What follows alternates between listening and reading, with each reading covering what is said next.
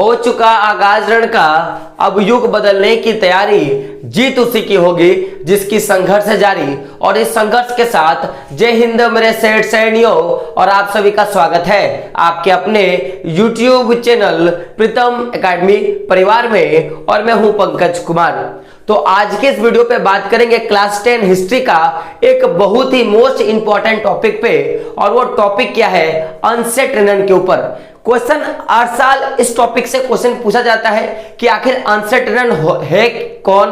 Question पूछा जाता है कि अनसेट रन है कौन, लेकिन क्वेश्चन आपका बुक में क्या आता है कि अनसेट रन पर टिप्पणी करें। और इसी टॉपिक से और एक क्वेश्चन आता है कि अनसेट रन का राष्ट्र का विचार क्या है, या अनसेट रन के अनुसार राष्ट्र क्या है। ये दो टॉपिक से क्वेश्चन जो है हर साल पूछा जाता है, यानी कि एक ही टॉपिक से दो तरह का क्वेश्चन जो है पूछा जाता है।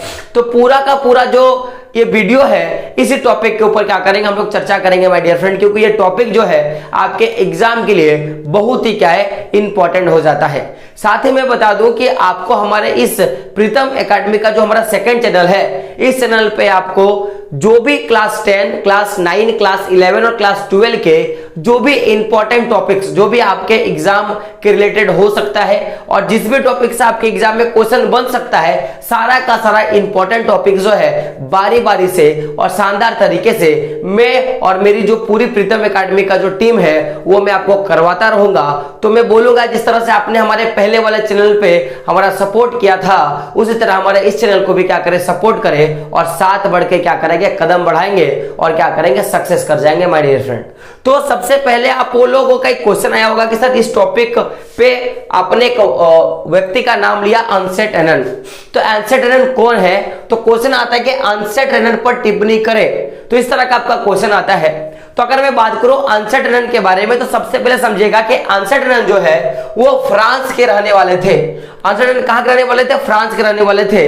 और ये एक प्रकार के दार्शनिक थे। कौन थे? दार्शनिक थे, फ्रांसीसी दार्शनिक। तो आखिर दार्शनिक का मतलब क्या होता है? कि ऐसा व्यक्ति जो क्या करे, अपने देश के लिए या अपने सोसाइटी के लिए कुछ अच्छा सोचे और कुछ अच्छा कर जाए, उसी को हम लोग क्या बोलेंगे? दार्शनिक बोलेंगे माय डियर फ्रेंड।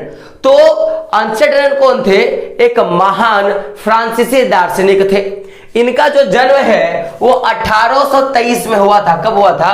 1823 में हुआ था। और इनकी मृत्यु जो है माय डियर फ्रेंड वो कब हुआ था? 1892 में हुआ था। तो ये तीन तरह का क्वेश्चन आप यहां से देख सकते हो। सबसे पहले कि अनसेट रनन कहां के नागरिक है? वह फ्रांस के। कौन थे? तो आप क्या बोलेंगे? फ्रांसीसी दार्शनिक थे। इनका जन्म कब हुआ? तो 1823 में। और मृत्यु कब होता है, यानी इनकी मृत्यु कब हो जाती है? 1892 में इनकी जो है मृत्यु हो जाती है। तो यहां तक तो नॉर्मली सभी लोग आपको बताएंगे। लेकिन अभी बात रहा कि आखिर इतिहास में इतने सारे लोग हैं, लेकिन आज हम लोग केवल अनसेट रनन के बारे में ही पढ़ेंगे। ऐसा क्यों? आखिर चर्चा का क्या कारण है सर कि अनसेट रनन पे क्वेश्चन बनता है? क्या कारण है? तो कारण क्या था? मैंने क्या बोला था कि अनसेट रनन के राष्ट्र, अनसेट रनन के अनुसार राष्ट्र क्या है, ये जो मैंने क्वेश्चन बोला था उसी से पूरा का पूरा जो है ये टॉपिक टिका हुआ है। यानी कि अनसेट रनन जो चर्चा का कारण है, इसका मुख्य कारण क्या है कि अनसेट रनन ने एक टिप्पणी किया था, या मैं बोलूंगा कि कहीं गए थे। और वो गए कहां थे? एक विश्वविद्यालय था, जिस विश्वविद्यालय का नाम था सोर्बोन विश्वविद्यालय। वहां जाकर उन्होंने राष्ट्र क्या है, मैं क्या बोलूंगा, राष्ट्र क्या है, या मैं बोलूंगा कि हम लोग किसको राष्ट्र बोल सकते हैं, उसके बारे में उन्होंने क्या किया था? एक अपना विचार जो है प्रकट किया था। तो जब इन्होंने ये विचार को प्रकट किया तो उसी पर क्या कर दिया गया? निबंध जो है प्रकाशित कर दिया गया। और उसी निबंध के चलते अनसेट रनन जो है एक महान दार्शनिक बन के फ्रांस में उभर कर आए। और बाद में जो है इन्होंने बहुत सारे चीजों के बारे में लिखना शुरू किया। तो अभी हम लोग बात करेंगे चर्चा का कारण क्या है। तो चर्चा का कारण क्या है कि राष्ट्र क्या है पर उन्होंने क्या किया था? विचार दिया था।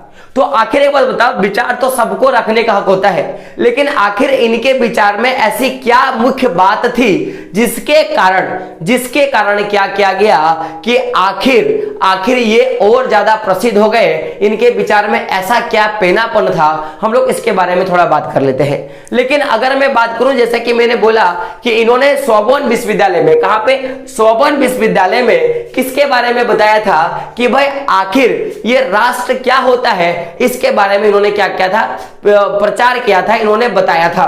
तो वो डेट पूछता है कि आखिर अनसट ने कितने साल में या कितने सन में राष्ट्र क्या है उसके बारे में व्याख्या किया था। तो वो डेट याद रखिएगा, वो डेट क्या है, 1882। कब का डेट है, 1882।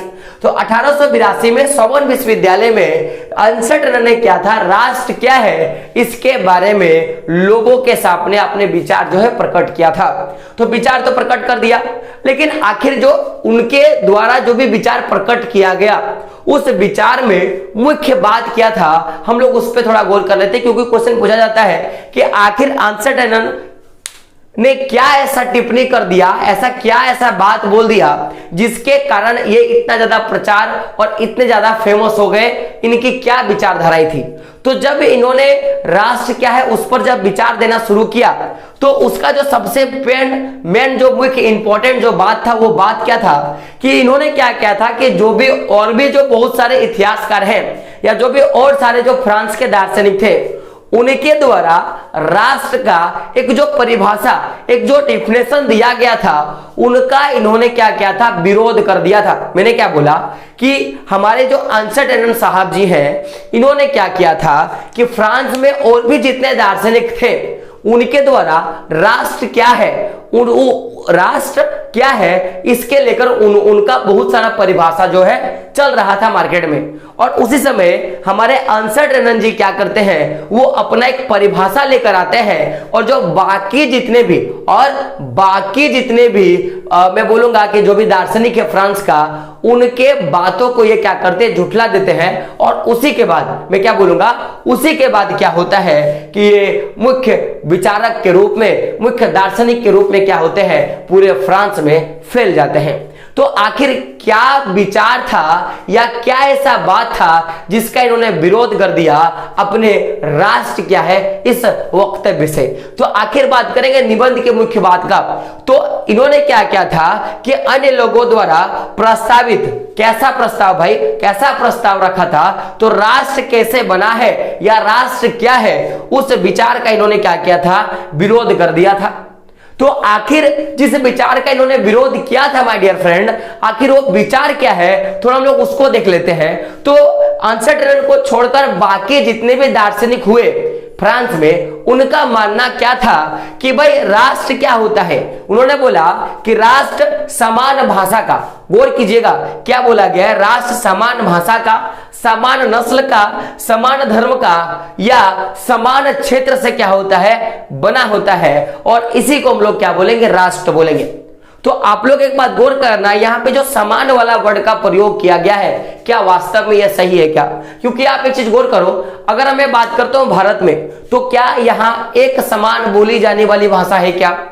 आप बोलोगे नहीं सर। क्या यहां पर एक समान नस्ल के यानी कि जाति के लोग हैं क्या? नहीं सर। आप बोलोगे नहीं, यहाँ पे बहुत सारे जाति के लोग अवेलेबल है। क्या आप मेरे को बताओ, क्या हमारे भारत में एक ही धर्म को माना जाता है क्या? आप बोलोगे नहीं, यहाँ पे जितने लोग उतने प्रकार के हमारे यहाँ पे क्या धर्म है। क्या पूरा क्षेत्र एक ही तरह के भौगोलिक क्षेत्र वाला पूरा क्षेत्र है क्या हमारा? क्या हमारा क्षेत्र कहीं बर्फ है तो केवल बर्फ है क्या? क्या कहीं अगर पहाड़ है तो पहाड़ है क्या? नहीं। तो ऐसा नहीं है। इन्होंने इसी बात को क्या किया था, गलत साबित किया था। और वास्तविकता ही है कि ऐसा नहीं होता है कि किसी भी क्षेत्र में या किसी भी राष्ट्र में एक ही समान का भाषा हो, यानी कि एक ही भाषा बोली जाने वाले लोग हो, या एक ही नस्ल के लोग हो, या एक ही धर्म मानने वाले लोग हो, या वो पूरा जो चीजें हैं वो एक ही क्षेत्र में समाहित हो, ऐसा पॉसिबल नहीं है। और इसी बात को हमारे अनसट साहब ने क्या किया था, उनका विरोध कर दिया था। कितना में? 1882 में। तो यहां से जो भी क्वेश्चन बन सकता था मैंने आपको बता दिया। अब आगे हम लोग टॉपिक को आगे बढ़ाते हैं। तो टॉपिक में अगला जो आपका क्वेश्चन जो है अनसट से क्वेश्चन पूछा जाता है कि भाई अनसट के अनुसार राष्ट्र क्या है, अनसट के अनुसार राष्ट्र क्या है, इस पर क्या करें, टिप्पणी करें। तो हम लोग बात करते हैं अनसट के अनुसार राष्ट्र क्या है। तो समझिएगा आंसर ने क्या बोला कि अगर राष्ट्र क्या है भाई, तो बोला कि एक राष्ट्र जो है वो लंबे प्रयासों से, त्याग से और निष्ठा का जो चरम बिंदु होता है उससे क्या होता है, एक राष्ट्र जो है बनता है। आंसर ने क्या बोला, ध्यान से सुनिएगा। इन्होंने क्या बोला कि राष्ट्र लंबे प्रयासों से, एक त्याग से और निष्ठा का चरम बिंदु से क्या करता है, एक राष्ट्र का निर्माण होता है, ऐसा आंसर जी ने कह दिया। और यहां में आपको आकाश जमीन का अंतर लगेगा। क्यों लगेगा, ध्यान सुनिएगा कि सबसे पहले अगर आप केवल भारत का बात करते हो, मैं तो ये फ्रांस का एक चैप्टर से पढ़ा रहा हूं, लेकिन मैं भारत का अगर मैं बात करूं तो भारत पे आप देखोगे हमारे भारत को आजादी दिलाने में बहुत लंबा प्रयास लगा, बहुत सारे लोगों का त्याग लगा और निष्ठा का तो पूछो ही मत। सब लोग माला जपते थे कि किस तरह से हम लोग क्या कर सकते हैं, राष्ट्र को आजादी दिला सकते थे। एकदम चरम बिंदु तक लोग अपने जान को गंवा दिए, लोग अपने घर बार को छोड़ दिए, यहां तक अपने बीवी बच्चों को छोड़ दिए और देश के प्रति क्या हो गए, समर्पण हो गए। तो कहीं ना कहीं आप देख सकते हो राष्ट्र जो होता है एक लंबे प्रयासों से, त्यागों से और निष्ठा का जो चरम बिंदु होता है उससे राष्ट्र जो है बनता है। साथ में इन्होंने बोला कि एक राष्ट्र में शौर्य, वीरता से युक्त अतीत होना चाहिए। हमारा जो राष्ट्र होगा इसमें एक ऐसा अतीत होना चाहिए जिसमें हम लोग गुणगान गाएंगे हमारे पीछे के लोगों का कि इनके वजह से ही हम लोग क्या है, आज आजाद है, इनके वजह से ही हमारा देश जो है बना है। तो शौर्य और वीरता से युक्त एक अतीत होना चाहिए। साथ में उस अतीत में जिन पुरुषों ने अपना जान गंवा दिया, जिन पुरुषों ने अपना बलिदान कर दिया, उन पुरुषों का नाम होना चाहिए। क्या होना चाहिए, उन पुरुषों का नाम होना चाहिए और उनका जो गौरव है इस देश में समाहित होना चाहिए, ऐसा आंसर जी ने कहा। तो पहला वो क्या बोलते हैं कि राष्ट्र जो बनता है वो लंबे प्रयासों से, त्यागों से, निष्ठा के चरम बिंदु से एक राष्ट्र का निर्माण होता है। और उस राष्ट्र के अंदर जो भी शौर्य वीर है, ऐसे वीर जिन्होंने अपने देश के लिए जान गंवा दिए, उनका अतीत होना चाहिए और उन लोगों का नाम भी होना चाहिए। ऐसा नहीं कि उनको 1 साल 2 साल के बाद जाके हम लोग भूल जाएंगे, ऐसा नहीं, उनका नाम होना चाहिए और उनका गौरव जो है होना चाहिए। तो ये जो शौर्य वीरता से युक्त अतीत, महान पुरुषों के नाम और जो गौरव होता है, ये क्या बतलाता है, ये वास्तव में हमारे समाज की क्या है, एक पूंजी है। हमारे समाज की क्या है, एक सामाजिक पूंजी है। तो आखिर इन्होंने इसको पूंजी क्यों कहा, ध्यान सुनिएगा, क्योंकि कहा जाता है कि आपने जिस तरह से अपने बीज डाले हैं, पेड़ भी आपका सेम ही होता है। अगर आपको कद्दू का पेड़ चाहिए तो भाई कद्दू का बीज डालना पड़ेगा। अगर आपको आम का पेड़ चाहिए तो आपको आम का बीज डालना होगा। ऐसा तो पॉसिबल नहीं है कि आप जामुन का बीज डाल दोगे और बोलोगे मुझे आम मिल जाए, ये तो पॉसिबल नहीं है माय डियर फ्रेंड। तो हमारे आंसर जी का कहना था कि आपका जिस तरह का अतीत रहेगा और आपके जिस तरह के वीर पुरुष और जो भी वहां के कर्ता धर्ता रहेंगे अतीत वाले, उसी के अनुसार क्या होगा कि आपके देश का एक आधार बनेगा। आपका देश का क्या बनेगा, एक आधार बनेगा और आगे जाके पूरा देश जो होगा वो उसी हिसाब से क्या करेगा, चलेगा। तो इन्होंने क्या बोला कि यह एक सामाजिक पूंजी है जिस पर एक राष्ट्र विचार पर आधारित किया जाता है और उसी हिसाब से क्या होता है, एक देश जो है माय डियर फ्रेंड बनता है, ऐसा इन्होंने कहा था। अब हम लोग आगे बात करते हैं। तो आगे देख सकते हो इन्होंने कहा कि अतीत में इन्होंने क्या कहा, ध्यान से सुनिएगा।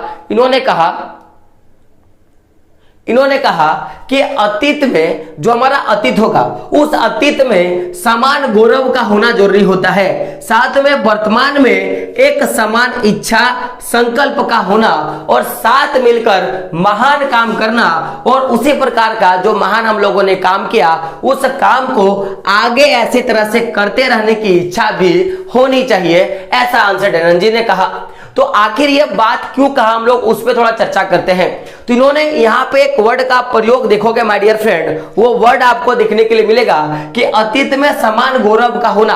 अतीत में समान गौरव का मतलब अब ऐसा नहीं है, क्योंकि आप देखोगे अगर आप हमारे इतिहास को उठा के देख लो, भारत के इतिहास को, तो आप देखोगे कि हर जगह हम लोग महात्मा गांधी जी का नाम जपते हैं। क्या एक चीज बताओ, क्या हमारा देश को आजाद दिला रहे सबसे ज्यादा हाथ महात्मा गांधी का था, मैं मानता हूं, लेकिन उनके पीछे तो और भी कई लोग थे ना।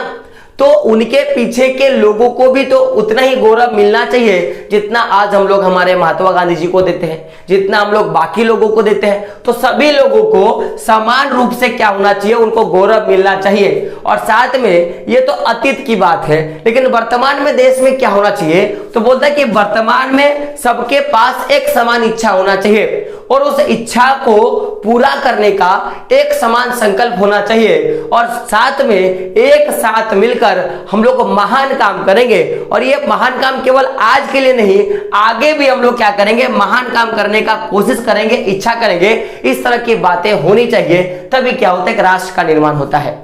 और लास्ट में ये क्या बोलते हैं कि अतः राष्ट्र एक बड़ी और व्यापक एकता है। क्या बोलते हैं, ध्यान सुनिएगा, ये बोलते हैं कि राष्ट्र एक बड़ी और व्यापक एकता है तथा उसका अस्तित्व जो होगा वो रोज होने वाली जनमत संग्रह पे क्या होता है, टिका होता है। माय डियर फ्रेंड, उन्होंने क्या बोला कि ये जो राष्ट्र जो है वो किस पर टिका है, तो इन्होंने क्या बोला कि राष्ट्र जो है वो जनमत संग्रह पर टिका है, यानी कि लोगों का जो सहमति होगा, लोगों की जो बहुमत होगी, उसी के हिसाब से क्या होगा, पूरा का पूरा राष्ट्र टिका होगा। ऐसा नहीं है कि आप आए और अपना कुछ भी आपने करके चला दिए, आपने कुछ भी करके आपने क्या किए, चल गए, ऐसा स्थिति नहीं होगा।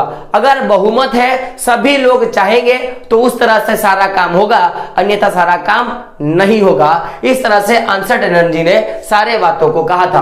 तो मैं फिर से रिपीट कर दूं, सबसे पहला क्वेश्चन पूछा जाता है कि आंसर एनर्जी पर टिप्पणी करें तो क्या लिखोगे। ये एक फ्रांस के नागरिक थे और ये फ्रांसीसी दार्शनिक थे जिनका जन्म 1823 में हुआ, मृत्यु 1892 में हो जाता है। इन्होंने 1882 में सोबर्न विश्वविद्यालय में एक विचार प्रकट किया, जिस विचार के अंतर्गत इन्होंने अन्य ऐसे विचारों का विरोध किया जिन्होंने राष्ट्र को बनने की प्रक्रिया में समान भाषा, नस्ल, धर्म या क्षेत्र वाला बात कहा था। ये आपको क्या करना है, आंसर के टिप्पणी पर लिखना है और पूछेगा आंसर कौन सा राष्ट्र क्या है, तो आप क्या लिखोगे, ये सारे बातों को क्या करोगे माय डियर फ्रेंड, आप लिख दोगे तो आपका क्या हो जाएगा, सही हो जाएगा। तो जितना भी पॉइंट बन सकता था आंसर से मैंने सारा का सारा बना दिया। अब आपका काम है इसको याद कर लेना। अब अगला जो क्लास होगा हमारा, उस टॉपिक पे हम लोग देखेंगे ज्योत्सपे मैथनी पर। किस पे देखेंगे, ज्योत्सने मैथनी पर। इस पे भी क्वेश्चन बहुत ज्यादा बनता है कि ज्योत्सपे मैथनी कौन थे और इस पर टिप्पणी करे। ज्योत्सपे मैथनी कौन थे और इस पे क्या करे, टिप्पणी करे, ये क्वेश्चन आपका बनता है। तो मैं आपको फिर से बता दूं कि बारी बारी करके जो भी इंपॉर्टेंट टॉपिक है आपका, जिस भी इंपॉर्टेंट टॉपिक से आपका क्वेश्चन पूछा जा सकता है, मैं सारा का सारा मैं करवा दूंगा। बस चैनल के साथ बने रहे और चैनल का क्या करें, सपोर्ट करें, समर्थन करें। क्योंकि मैं अक्सर बोलता हूं तुम मांझी हो रहे, जब तक तोड़ेंगे नहीं तब तक क्या नहीं करेंगे, छोड़ेंगे नहीं। दोस्तों मिलते हैं अगले वीडियो में, तब तक के लिए जय हिंद, जय भारत और आपका दिन शुभ हो।